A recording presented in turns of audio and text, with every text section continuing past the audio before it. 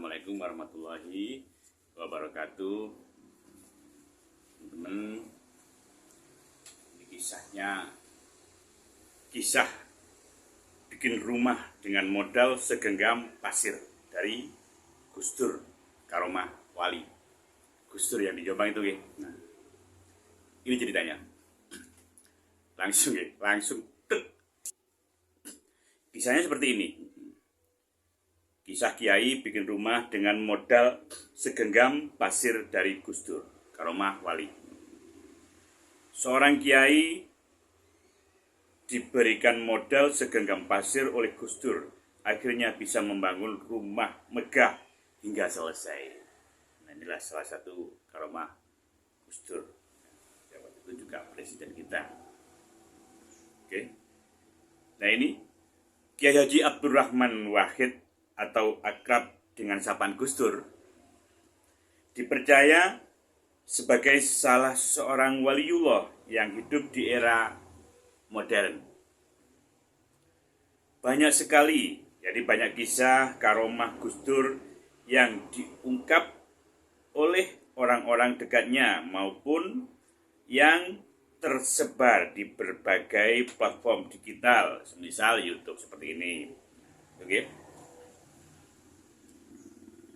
Nah, kisah menakjubkan ini, kisah menakjubkan dan unik yang terungkap dari sosok ulama yang merupakan cucu pendiri Jamiah Nahdlatul Ulama NU ini ialah seputar seorang kiai yang berhasil membangun rumah megah dengan hanya bermodalkan segenggam pasir dari Gus Dur.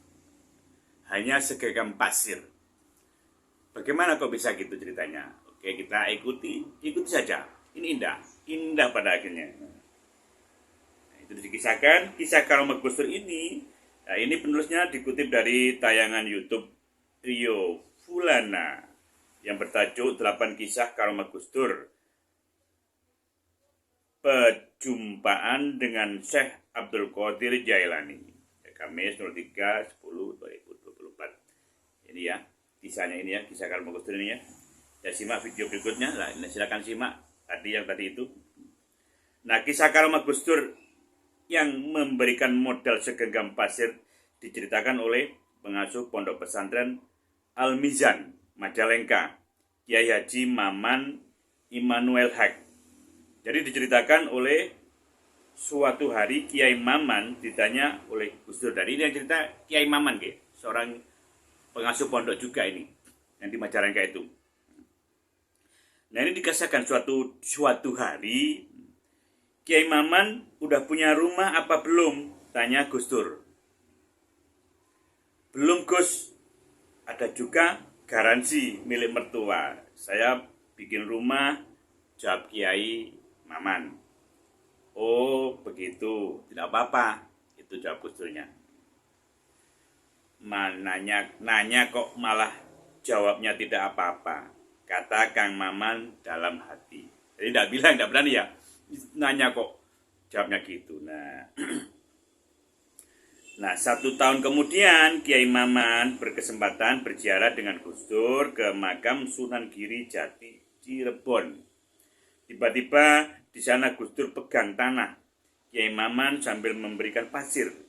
Kiai Maman mulai besok bangun rumah ya, ini pasirnya, ujar Gus Dur.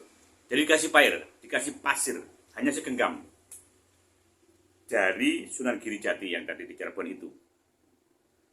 Jadi gini ya, Kiai Maman mulai besok bangun rumah ya, ini pasirnya, ujar Gus Dur. Dalam hati Kiai Maman berpikir, bertanya-tanya, kok nyumbang pasir, tanya hanya segenggam, nyumbang pasir kok hanya segenggam, ini tanyanya gitu. Dalam hati juga. Jadi Kiai Maman bertanya, nyumbang pasir kok segenggam.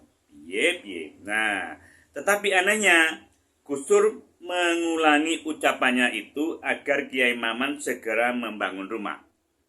Jadi memangnya wis sakai.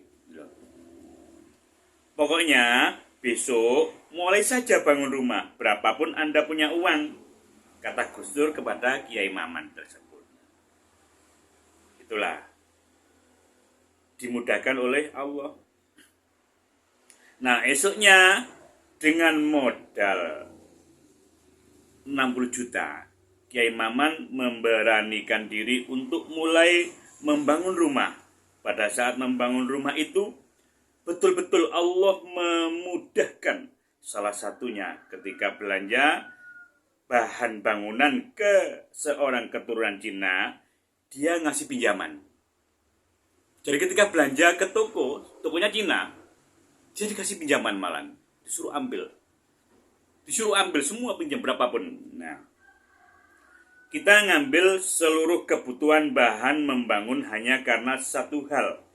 Dia tahu bahwa saya dekat Gus Dur. Kemudian itu yang membuat rumah saya selesai dibangun. Bapak Kiai Maman tadi. Jadi Kiai Maman mengatakan bahwa yang Cina yang tuku bangunan itu ngasih berapapun, terus tak nyogowo naik, pakai naik. Hanya karena dia tahu bahwa Kiai Maman dekat dengan Gus Dur. Itulah. Hanya tahu itu. Siapa yang ngirim sinyal itu? Nah, inilah yang disebut wali itu tadi. Malahan ada beberapa bahan bangunan yang diikhlaskan. Kenapa? Jadi malah yang diikhlaskan. Kenapa? Karena orang Cina itu merasa bahwa Gus Dur telah memberikan ruh bagi kehidupan mereka waktu Gus Dur jadi presiden. Sambungnya. Jadi ada beberapa yang bagiannya gawondo dipakai saja ya, tidak masalah. Ya karena dulu pernah ditolong Gus Dur waktu jadi presiden. Jadi seorang Cina itu yang orang luar Indonesia berarti yang dulu ini gara-gara bisa bangkit ya karena kebijakan Gus Dur itu sendiri. Ada semacam keterkaitan antara perjuangan Gus Dur terhadap kaum minoritas. Dalam hal ini adalah kaum Tionghoa paparnya. Oke, penulisnya Kiai Haji, penulisnya Kazim Ma'ruf Madrasah Dunia Miftahul Huda 1 Cirebon. Oke, demikian kisahnya karomahnya Kiai Gus Dur. Kiai Gus Dur, Bapak Gus Dur, Bapak Presiden kita